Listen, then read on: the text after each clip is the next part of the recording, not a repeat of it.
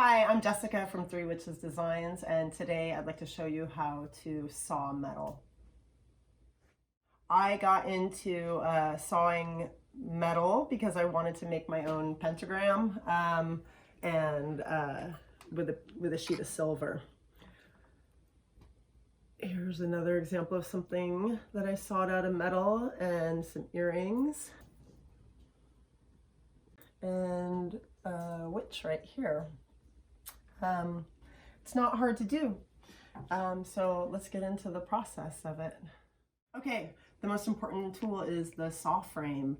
So here's the handle. We have two tensioning nuts, one at the bottom, one at the top. This width right here is considered the throat. And then here's the saw blade. It's very thin and small. Here is a more typical example of a saw frame. And it can be adjustable, the throat and the height. This is the one that I like to use. Next, we need saw blades.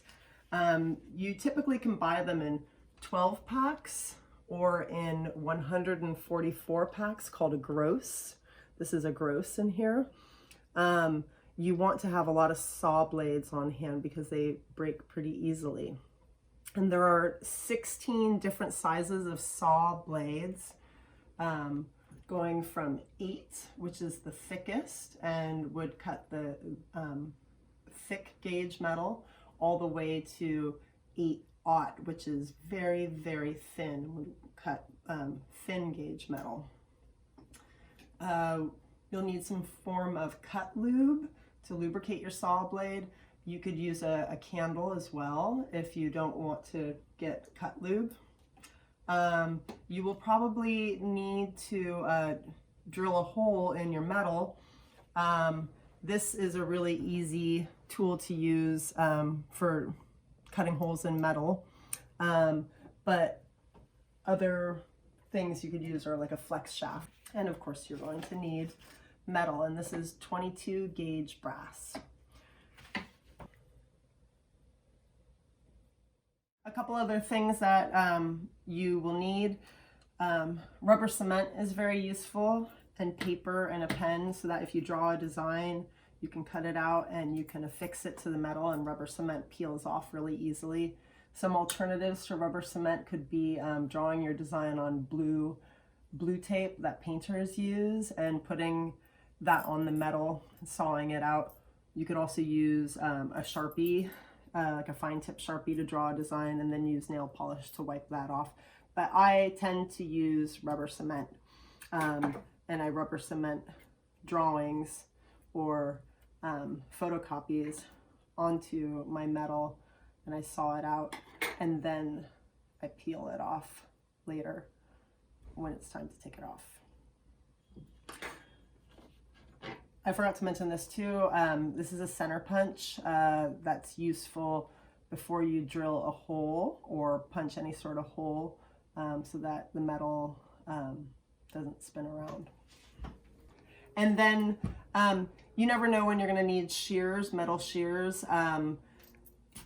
I've started on this bookmark project, and yes, I could saw all around the edges, but I could also just use the shears to cut and then just save my sawing for the interior part. And maybe the last thing, if you don't have glasses like me, you might want face shield, but that's optional. I bought this from Auto Fry in Oakland, and it's a saw blade organizer, but you can see that an idea similar to this, you could create your own idea for storing saw blades, but it's really nice to have them organized in some sort of fashion where you have the number of the blade and then the groups of the blades. So this is where I store my saw blades. Another essential tool that you're going to need is a V-shaped bench slot. Sorry, a V-shaped bench pin. And I have mine affixed right here on this makeshift sawing table. And typically you want to have your bench pin at your solar plexus. So as you can see, this is too high for me, but I still use it. Nonetheless, I just need to adjust it. And then this is just some piece of furniture that I found out in the street. I open up the top drawer and I have a place for all my saw shavings to go. But yeah, typically have it at your solar plexus, so this should go down a couple of inches, and I'll modify it again later. This is where you'll be doing your work. In this diagram, it's just easier to see that when we put the blade in, the serrated face is going to be facing outwards and down. So outwards and down, and we can check it by lightly running our finger up the blade, and it should catch on our skin. So with my 22 gauge brass, I'm going to use a 5/0 blade, and when I say aught, that means 5/0 would look like 5/0. It's very, very fine, very thin. Okay, so the way that I put in a saw blade, the way that I was taught, you put your saw frame so that it's pressed up against your chest, and you have to, it's so hard to see, but you can feel which way the teeth are going. And that's it. Okay, so start with putting the blade about halfway into the top nut,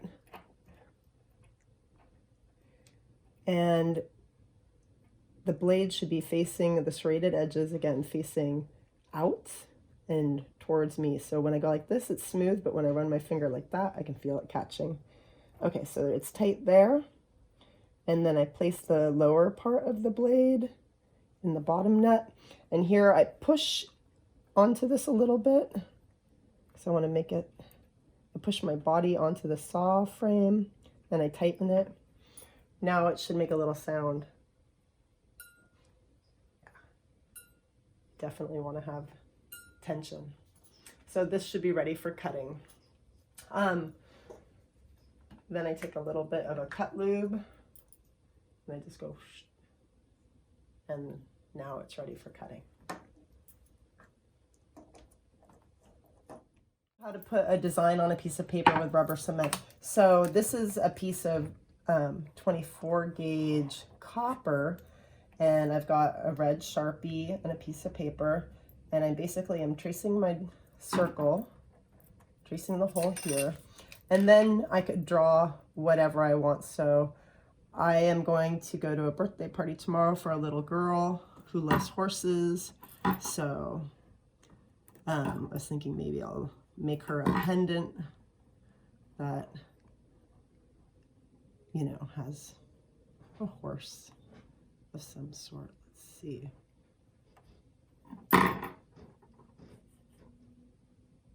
And all of the interior shape is what I will be cutting out.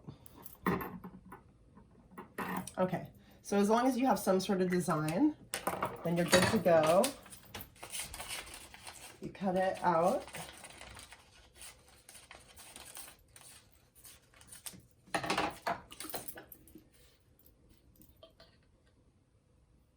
The rubber cement, at least this brand, has a little brush, and you brush it on the back, and you brush it on the metal.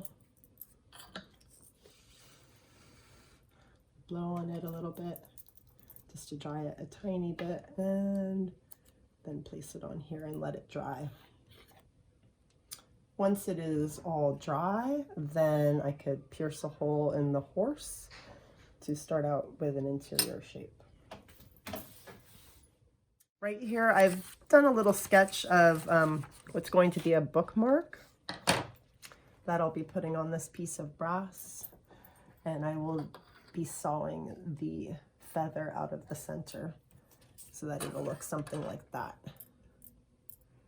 And I'm putting rubber cement on.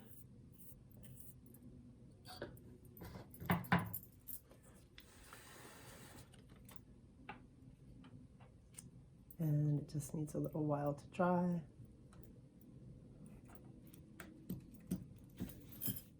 This is just me cutting with shears because I don't want to saw something that I can cut with shears.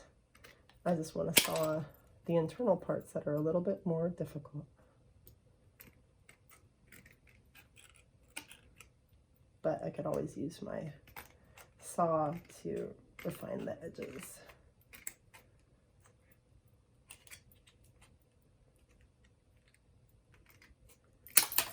Okay. So there's several different ways to pierce a hole, and I want to focus mostly on the sawing part, but here's a center punch, and this just makes a divot, a tiny little divot. So if this 2-hole punch, which does not have a very deep throat, will not go all the way in, will not clear the space that you need to drill a hole in the middle, you're going to end up needing to use your cordless drill or your flex shaft. So I have here a flex shaft. Okay, drill bit, little tiny bit of lube, pedal, and then I'm going to firmly place my fingers on either side of my metal so that it doesn't spin, and working at a 90-degree angle. Oops, let's make sure, yeah. And it easily goes through. While I'm at it, I will drill a hole right up here. I made a couple of extra circles that I'm not going to cut this big of a circle, but I do need a hole up at the top.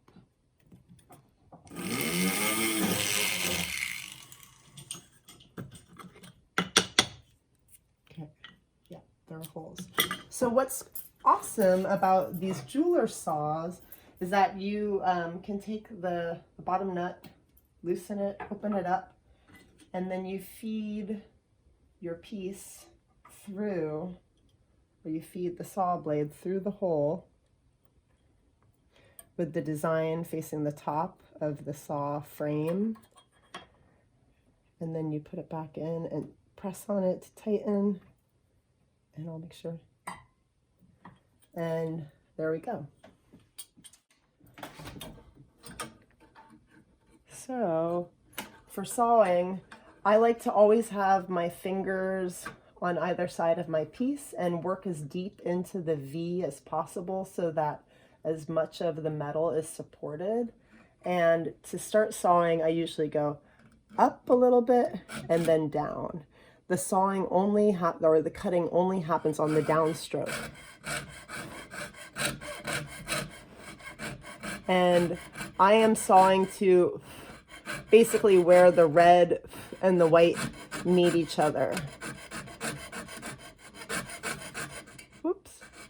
And if you make a mistake like I just did, you could go backwards and then just saw in the way that you want it to be. So this is a feather, and these are little indentations on the feather. As you can see, I'm having to turn. When I need to turn, I keep my saw vertical like this, and I just go up and down, and it creates a slightly larger space, and then I can turn my metal around rather than turning my saw blade. And as you can see, I have to blow the brass dust away a lot so I can see what the hell I'm doing. And this is the tail of the feather.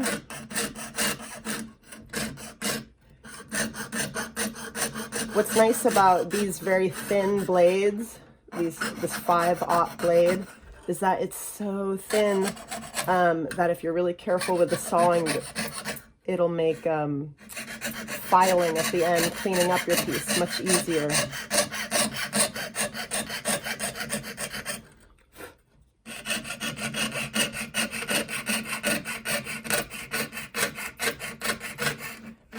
As you can probably imagine, this is a pretty meditative thing to do. So whenever I've been stressed over motherhood or my old marriage, I could just whoop, and there is a broken saw blade. This is totally common. It happens a lot, so that's why they come in 144 packs. So you just throw the bits down here. I use my drawer, and then I can recycle this, and I get a new saw blade and continue the process. So once again, for loading the saw blade, have your frame set up so that you can mess around with the saw with your hands, because if it's like this, a 5/0 blade, it's so hard to see the serrations. So you basically are having to feel them and make sure it's in the right direction. And just to remind you again, when you put it in, the teeth are going to be facing out and down. So I start with the top nut, and sometimes I could tell it's totally smooth here, so I need to rotate it. There we go. Okay, and then I get my piece. You can see on the back side how the feather is being cut. And again, I stick it right through the hole, put my piece up there, and push in a little bit and tighten the lower nut. Take my lube, run it up the saw blade, and carry on. This time, instead of going all the way around the way that I went, I will work on the other side of the feather. Okay. So again, to get started, you go up, but it's on the downstroke that things are actually cutting.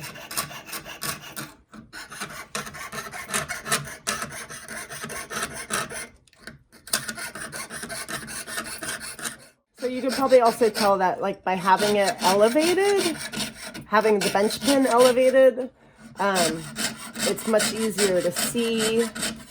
I think it's much more ergonomic.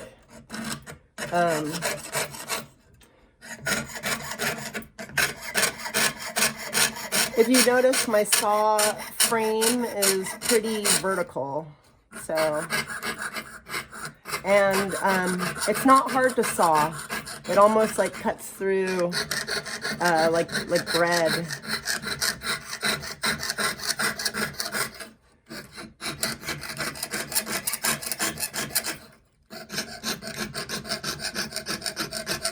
And I am almost done with this feather. And there it goes. If you're really careful about where you poke your hole, you can, if you have it near the edge, then you can actually use the piece that you sawed out as a project. So, and that's what maybe took 5 minutes to saw that. Not very much time. And that's basically how you saw out an internal shape with a jewelry saw. And in that internal shape, as you can see, there was all sorts of turns and twists. So my biggest advice is keep your saw frame vertical, be gentle. It will easily cut if you're doing it right. And just relax with it and enjoy the process, enjoy the sounds. And really, the world is your oyster. You can print out all sorts of things, images, and saw silhouettes galore. There's all sorts of templates you could use. For this particular feather, I used this template and I just drew it on a piece of paper. So you can use rulers, you could do all sorts of cool things. Okay, so I just want to encourage you, if you are new to jewelry making, that learning how to saw is actually very easy and it doesn't cost very much money at all. A large sheet of brass maybe cost me, I don't know, like $10. A saw frame can go from $10 to $20 to $50. These little V-slot bench pins are like literally $2.50, and you would just use a C-clamp, which I don't have a C-clamp, but it's a C-shaped clamp. I do have a C-clamp. This is a C-clamp. and you would just attach it to a tabletop, and then you use the clamp to hold it in place. If you don't have a jewelry bench, well, clearly I don't have like a high fancy looking jewelry bench. I'm using an old table, and right here I'm using something that I found on the street.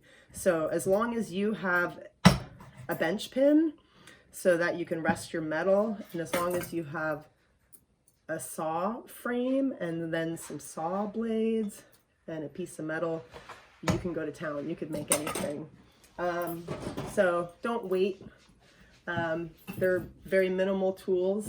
Again, we have a saw frame, we have saw blades, a piece of metal. You could buy sheet metal at a hardware store, and then a bench pin.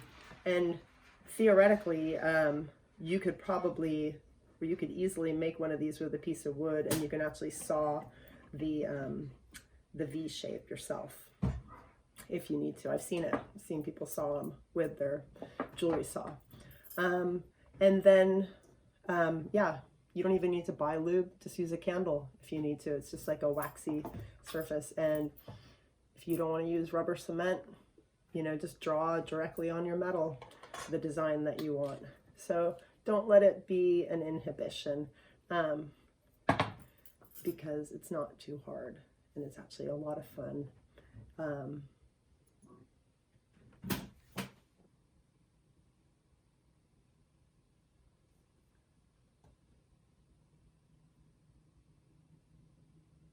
Thank you for joining me today to learn how to saw metal. As you can see, it's pretty easy and it's very meditative, and it doesn't cost much money to start.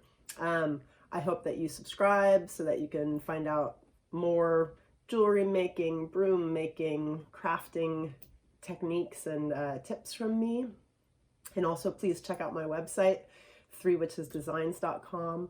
I have all sorts of things for sale, and I teach workshops that are online. So have a great day. Thank you.